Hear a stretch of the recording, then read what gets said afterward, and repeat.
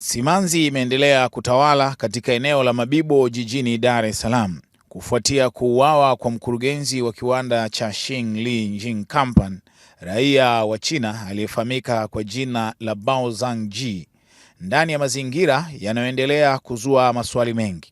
Taarifa za awali zinaeleza kuwa walinzi wanaolinda eneo hilo ambao wana mwezi mmoja tu kazini ndio waliotenda tukio hilo, na wametoweka mara baada ya tukio, huku wakidaiwa kuondoka na begi lililokuwa na shilingi milioni 10.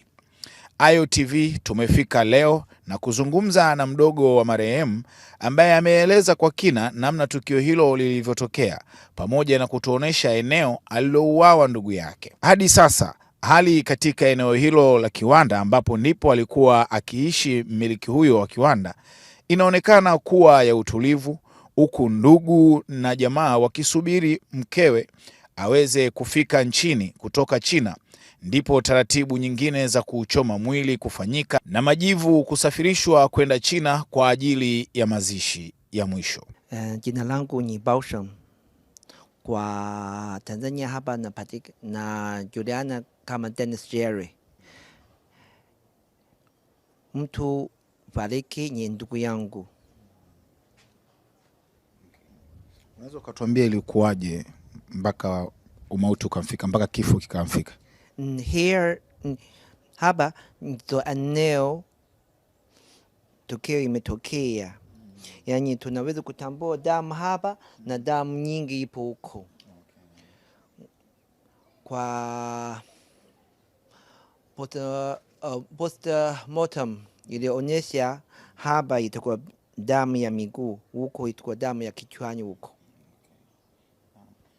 Na tukio unaweza ukanihadisia labda lilikuwaje nyie mpaka mnafika mnapata taarifa na mwili kuona? Kwa jinsi ilikuwa, nafikiri muda ile ametazama na hii control box ya umeme. Anzoni amekata kwa miguu. Then anajaribu nyonyika, alafu imepigwa na kichwani, amelala huko. Na mwili ndo mkaukuta kwenye... alafu mwili tumekuta kwenye mtolo ya maji. Unaweza kuniambia alikuwa ni mtu aina gani? Yeye ni boss hapa kampuni Xingli. Tunafanya recycling ya machupa. Tabia zake, tabia zake zilikuwa ni mtu aina gani? Ni mtu very polite. Yani na moyo laini. Na sasa unaweza kuniambia ratiba ya mazishi ikoje?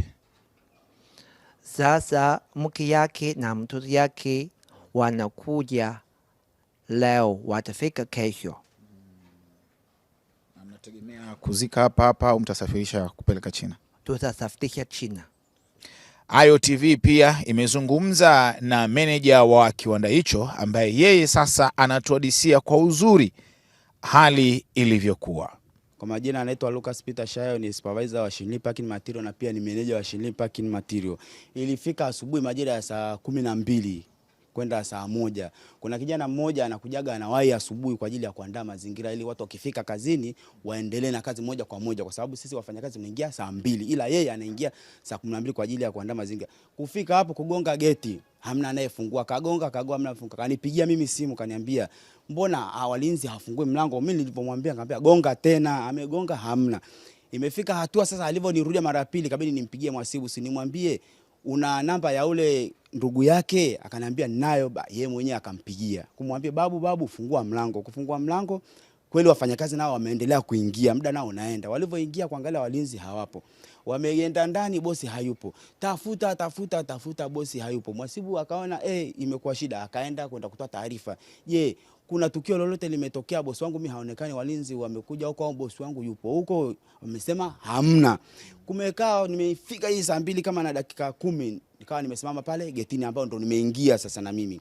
Kufika tu kwenye eneo la hapa ofisini, ikawa sasa watu nao nikamwambia, mmetafuta jamani, mmejaribu kutafuta. Wakasema tushatafuta, tumeshakosa, hatuelewi. Nimekaa kama dakika 2 kulingana na wafanyakazi nao yani akili shahama, hawamuoni bosi wao. Tukasikia wanapiga kelele huku. kupiga kelele ni nini, watu wakajua ni labda mtu kaanguka au kafanyaje. Kweli tumefika hapa, bosi huyu huku, bosi huku. Kufika kweli katika eneo la tukio, kila mtu kazidi kuchanganyikiwa, haelewi. Kweli tumeangalia hapa juu, viatu vipo hapa juu vyote viwili. Tumeangalia damu ziko hapa. Tumeangalia bosi kweli kalala kwenye mtaro kule. Ile kulala kwenye mtaro, sasa sisi hatujamgusa, hatujamshika kwanza mpaka usalama wafike. Usalama kweli wamefika. Wamekagua mwili, wameutoa, wamefika hapo, wamepima, wameangalia, ndio tukajua sasa sehemu alizojeruhiwa, kwa sababu tulikuwa hatujui kajeruhiwa wapi. Damu zinaonekana lakini sisi hatujui. Walivyotoa mwili wake hapo nje hapo, wakaukagua, kweli tumeona wamekata kwanza hapa kichwani hapa mpaka hapa, yani nusu ya kichwa. Na mguu wamekata, yani mguu mmoja umening'inia na mmoja umeliwa kidogo. Ndicho kilichosababisha umauti wake paka ukamkuta. Na sasa ilikuwaje bosi akaja huko, wewe unavyosikia au ulivyoambiwa? Yani kwa hapa, kwa sababu ingekuwa vurugushani kule ndani, lazima labda wangesema labda mwenzao labda anasikia, lakini inaonekana walikuja naye huku. Walikuja naye huku labda kuangalia labda switch sui nini hapa, ndio tukio likafanyikia hapa, kwa sababu ingefanyia tukio kule au angemkata kule, lazima tungeona sisi damu zilivyokuja mpaka huku, lakini tukio zima limefanyikia kwenye hapa, kwenye hii control hii hapa ya umeme. Na wale walijuaje bosi ana hela? Kumekuwa kuna ulika gani wao tukujua bosi? Wale pale mchana inavyosadikika, bosi alienda kuchukua hela hapo nje kwa wakala milioni 10. Alivyoenda, wale si ndio wanaomfungulia, na anabebaga kibegi chake kidogo tu, kibegi chake. Na tukio zima lilivyotokea, na lile begi pia halipo. Kwa hiyo wamemuua, na kile kilichokuwa kwenye begi nacho pia wameondoka nacho.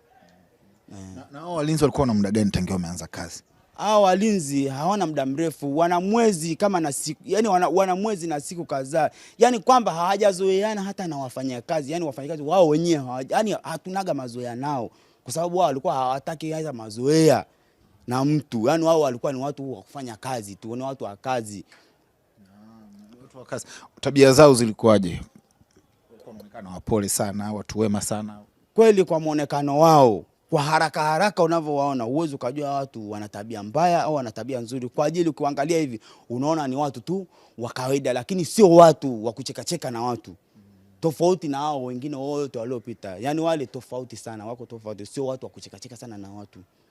Na sasa mpaka sasa tumefika leo hapa, ratiba za mazishi zikoje? Ratiba za mazishi hapa, hii familia yake inatoka China tarehe 21 kwa mkia tarehe 22 wanafika Tanzania. Wakishafika hapa wanakaa familia, wakishakaa familia ndio watapanga utaratibu, lakini kwenye kuaga tunaaga hapa kiwandani. Tukishatoka kiwandani ndio wanaenda wanachoma mwili, ndio mwili unasafirishwa kwenda China.